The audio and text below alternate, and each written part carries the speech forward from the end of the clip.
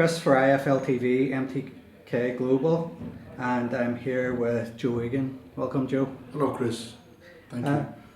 Joe, can you tell me a wee bit more about why you're over here in Dublin for Ireland's Last Man?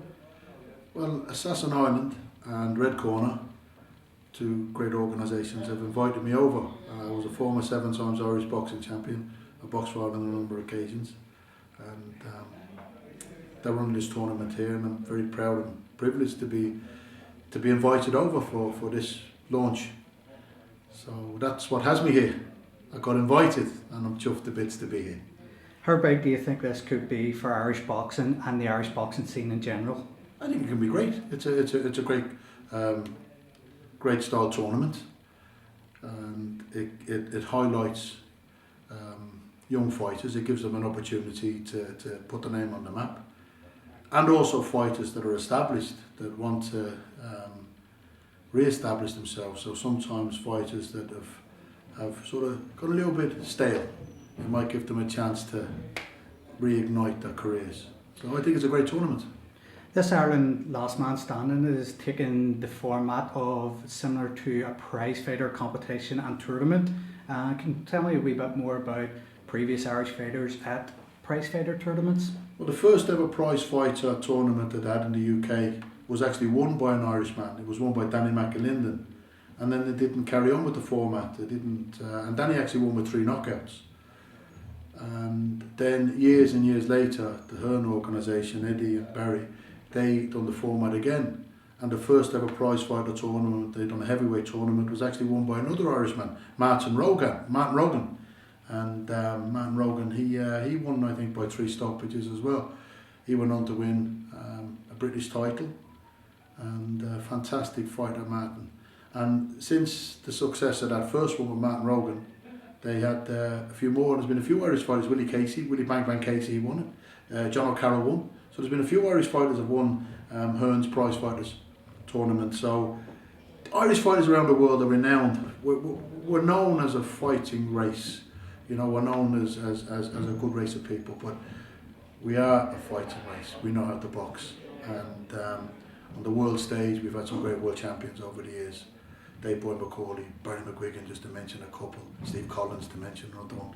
You know, we've had some great warriors, and some of the guys that have boxed in the prize fighter have gone on to fight for world titles. So maybe some of these guys that box in this Assassin tournament, they might go on to fight for world titles. Who knows? This will catapult them into the limelight. Talking about world titles, basically 2 fighters was currently meant to fight in December is David Haye and Tony Bellew. David pulling out with a torn bicep muscle. What are your views upon that? The first fight, I really enjoyed the first fight. I'm a big fan of both of them. I'm actually good friends with Tony. But David Haye's been plagued with injuries. He's suffered his whole career with injuries. I think he's had major surgery on 2 or 3 parts of his body, and it's a shame really, because when you're not 100%, this is the hardest sport in the world, and when you're not 100%, you can't give 100%. And it's a shame because the first fight he went in with an injury. He didn't let people know he went in with an injury, and he fought, because a lot of fighters, well, all fighters fight with their heart. You know, that's what a fighter's all about. And he fought that night with his heart. He shouldn't have gone in. Fair play to Tony, he won the fight. And I was looking forward to the rematch, to tell you the truth. But when it's not going to be on a level playing field, when a man's wounded and injured, he can't give his all. So it's good that it's postponed. And I'm looking forward to the rematch. What avenues do you see Tony going down if he doesn't get the rematch once again happening in 2018? Do you think he will be fighting for world title at some stage in 2018? Tony's the cruiserweight champion of the world anyway, right? And I actually was encouraging him. I sent him a text, go and unify the cruiserweight world title. America would love his fighting style. I'm a massive fan of his fighting style. You know, he's action-packed. There's not a second of the round that you're not excited with the man. I'd said to him, he's done the Rocky film. He's a big name now in America. I said, go to Las Vegas, put his name up in lights. Ricky Hatton did it with the Manchester fans. He brought them out there and he put his name up in lights. Tony Bellew can do it with the Liverpool fans. He's already done the Everton ground. He's already done the Echo Arena. You know, he's done the 2 landmarks in Liverpool for him. Now go out and do the boxing landmark, the world landmark, Las Vegas. Tony, put your name up in lights in Las Vegas. You know, unify the cruiserweight title. You can do it. You've still got a few good fights in you, pal.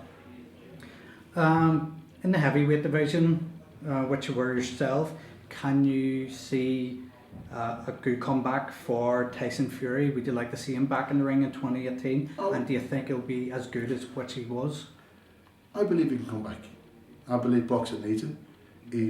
Boxing is entertainment. You know, boxing is it's to me it's the greatest sport in the world. I'm biased, and I think Tyson Fury is a fantastic boxer. He's had a few problems over the years, and please God, he's got them problems all sorted out now. He's a lovely young man. He's a fantastic boxer, and boxing, heavyweight boxing in particular. When heavyweight boxing is booming, all the weights blossom. When you've got a great heavyweight champion of the world, armchair fans that might not necessarily be boxing fans, but they would know the heavyweight champion of the world. And when you've got a great heavyweight champion of the world, all the weights blossom. And I think Tyson Fury is a fantastic boxer. He's very charismatic. He's very entertaining. He's fast. And I still think he's got a lot of years left in him if he gets his mind right, because if you're not in the right frame of mind, don't box.